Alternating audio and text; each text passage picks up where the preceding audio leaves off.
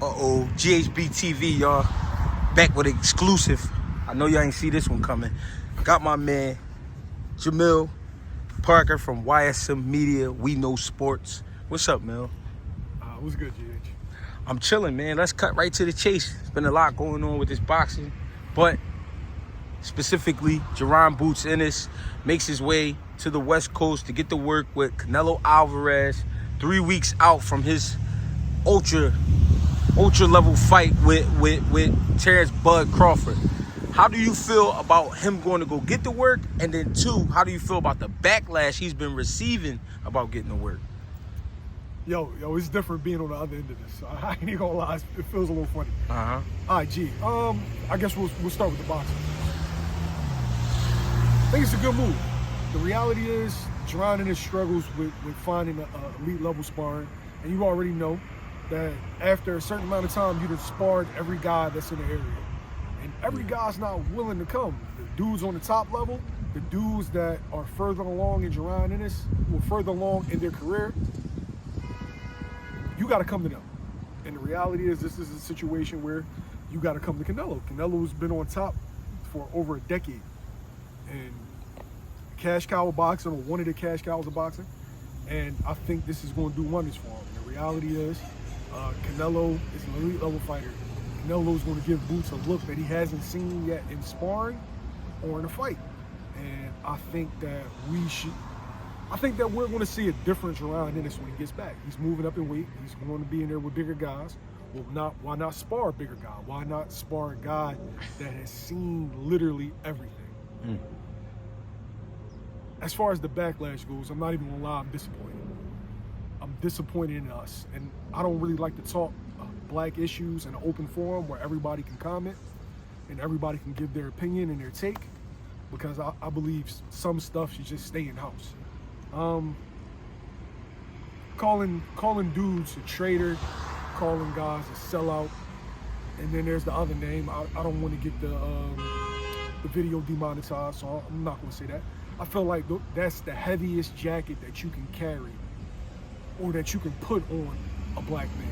And I feel like people are doing that irresponsibly. Every situation somebody doesn't agree with, they hang that jacket on you. And it's something that literally can follow you around for the rest of your life. Like, we're not talking about boxing at this point.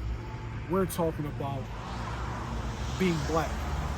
And it's surprising me coming from the people that it's coming from, because these are guys that have historically criticized premier boxing champions, Al Heyman, have gone out of their way. Like, I'm literally watching these fans, these trainers, talking about Bernie the Boxer, these outlets, criticize PBC, criticize Al Heyman. I'm talking about really, really disparaging remarks.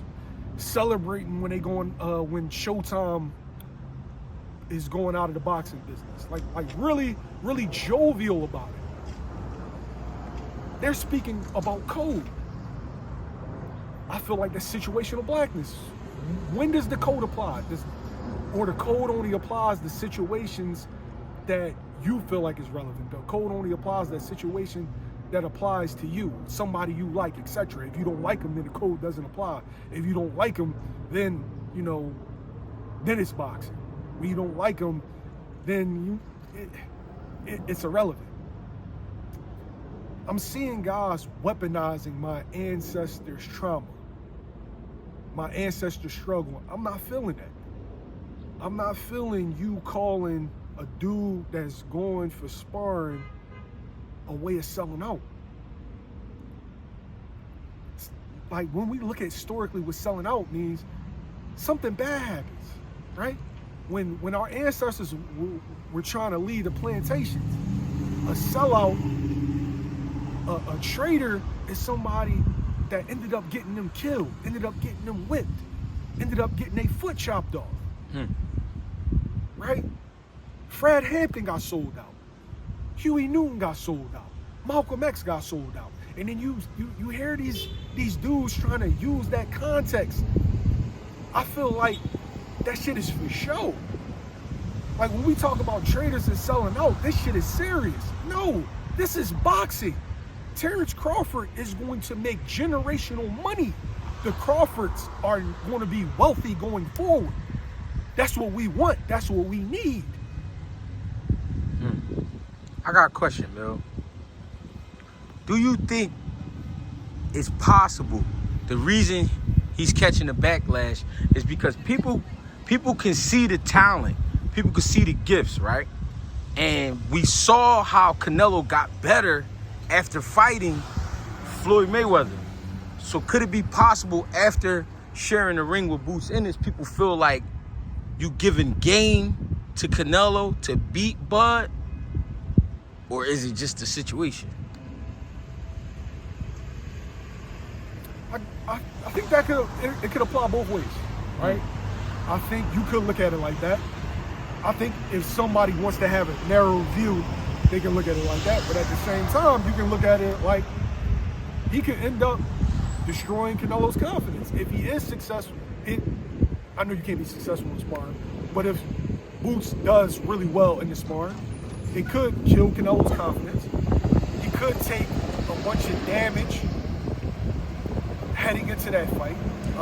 It could expose some things about Canelo.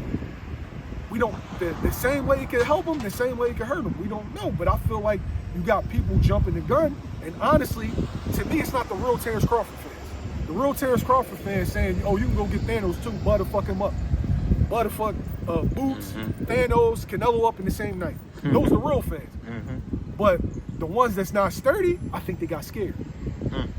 I think they got scared because they know how good Boots is. They may call Boots a hype job. They may call him a prospect. They may call him a bum dasher. They may call him all those things. But your eyes and your heart tell you something else. And I feel like they're operating out of a space of fear. But just because you're operating out of a space of fear does not mean you have to diminish and denigrate your brother. The reality is I'm rooting for Terrence Crawford. And I hope he's successful, not only because he's my brother, but because he's doing something that I've never seen done in my time. Henry Armstrong did it. Real shit. I didn't get a chance to see it, so I'm getting a chance to see that in real time. Right. And it's incredible. If he's able to succeed, even if he's not able to succeed, to me, him going up there, salute to him, man. Just like, oh, my bad, Roy Jones. It's like watching Roy Jones do it, but the only difference is John Ruiz has never been on the level of Canelo Alvarez. Right. And so, to me, it's incredible. So salute to Bud for doing it, but everybody else that's trying to cast that stone at Jaron Ennis, I feel like you need to look in your mirror, man. You need to look in the mirror because you're out of pocket. Last question, Mill. I always wanted to ask you this. I don't think I ever got to ask you this on camera. How do you feel about the backlash you and I receive about supporting Jaron Boots Ennis, Philadelphia's own? The same guys that's preaching about the code is the same guys that'll go on in my comments, in your comments, and trash us for supporting our own brother. When does the codes align? Like when does everything come together? I'm your brother, G's your brother. But to tail off of that, I think that for those specific people, Boots isn't the guy they chose. And they have a problem with us going out of our way talking about what we see. And if you want to say I'm biased, cool. I'm biased for Philly. I love my Philly fighters across the board. And I want to cover them in a certain light that makes, in a positive light, right? My platform isn't for shitting on anybody. My platform is to help boxing grow and to help the fighters that I cover grow. So, if you want to trash me for that, then okay, but at least I'm talking, at least I'm covering boxing. Whereas though you got some channels that y'all love that just cover 4 or 5 fighters. For me, I cover kids as well. So the criticism used to bother me. I used to take it to heart, but shit, now I welcome it. I'm going to support and continue to support. And just because I support my guy, don't mean I'm hating on another guy. I think that Jaron Ennis is the best fighter in the world, and I can't wait to see if he proves me right. Appreciate you, Mil. In the words of the great Bozy Ennis, brother!